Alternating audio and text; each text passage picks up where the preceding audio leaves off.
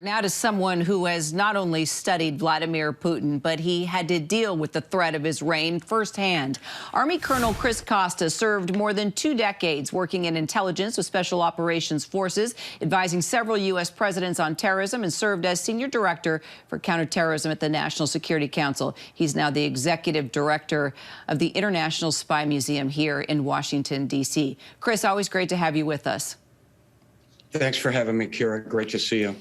Well, you know, you and I have been talking a lot since Putin has moved into this invasion phase of things, and just getting your perspective and looking back at your career, knowing how Putin operates. You have studied him. You have worked up strategies to deal with the threat of Vladimir Putin. Take us inside as an intelligence officer for so many decades. To you, who is Putin? Yeah, so I think it's a bit of a cumulative effect, right? It is based on the fact that he's an authoritarian leader. He also perceives that he's been humiliated by the dissolution of the Soviet Union, and he is seeking revenge. And as your previous reporting has suggested very well, I might add, is the fact that he was a former KGB officer. That really is his identity. He has cloaked himself in that identity. So what does that mean? We heard some of it in the previous segment. It means he's a fighter, a survivor. He's a tough guy. That's how he perceives himself.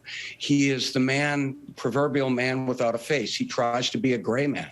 Although he has been a principal leader for many, many years, we don't really know who Putin is. And we've seen a slow radicalization, if you will, if I could take some liberty with that word. He is radicalized to the point where he is taking significant greater and greater risks, and that is a problem, wrapped in the fact that he is also an opportunist and he's entrenched in his beliefs.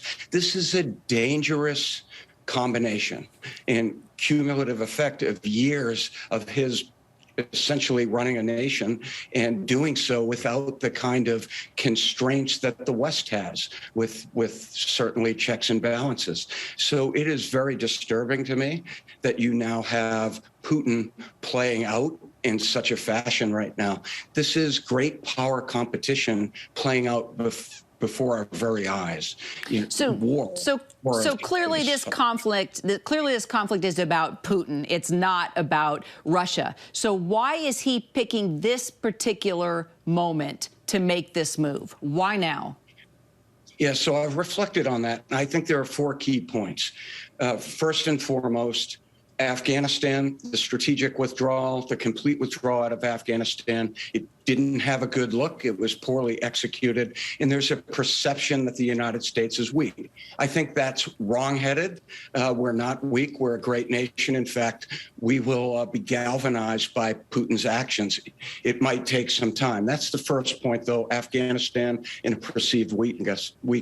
The second point is he may perceive that there's disunity across Europe. Plus, we have a change in government, or a change in leadership in Germany, a new chancellor, unchallenged.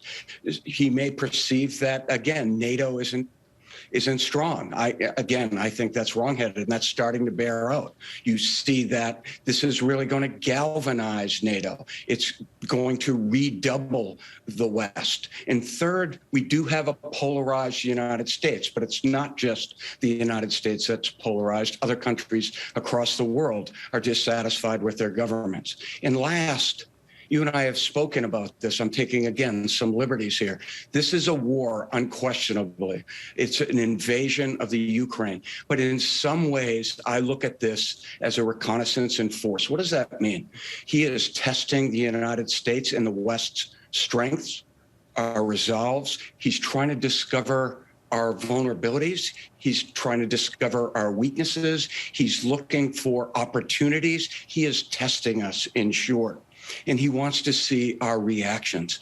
This is not just going to happen in Western Europe, and that's a key point. It's going to happen in Africa. We have been tested in Syria while we're waging a counterterrorism campaign relatively successfully. At the same time, we're operating in the same space with Russians. Russia will continue to be a spoiler. So then sanctions clearly not working. He's not paying attention. Vladimir Putin is not paying attention to that right now. The president is saying he realizes that. He will pay attention when his country is so weak he has no other choice. Is that what's going to happen here? Is it going to take Russia becoming so weak that finally Vladimir Putin goes, okay, I don't have any money, I don't have any resources, I can't build ships, I don't have a space program, I can't get any money, I can't deal with the West. All right, I'm done, I give up. Is that really how this is going to go down, knowing what you know about Vladimir Putin? No, I don't think so. I think the sanctions are going to take effect. They're going to be crippling over time, and they have to be crippling over time. But I think that in some ways this will be, in time, self-correcting. And it's painful. My heart goes out to the Ukrainian people. But the Ukrainians will rise up. They will put pressure on Putin. And young Russian soldiers, many of them may be conscripts, will go back to Russia and be buried by their families. This is not going to be an easy invasion.